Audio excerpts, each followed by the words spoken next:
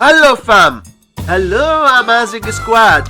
In this published video, we have this problem 7 to the power x minus 5 to the power x equals 24, and we want to get the value of x.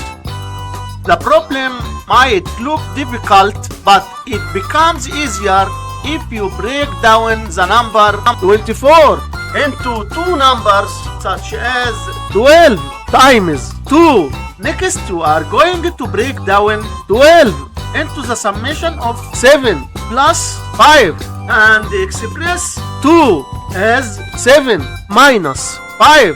And now we have the difference of two squares form, which can be written as 7 to the power 2 minus 5 to the power 2. By comparing both sides of the equation, it's clear that x equals 2, and this is our final answer for this problem. Don't forget to subscribe, like and share this video.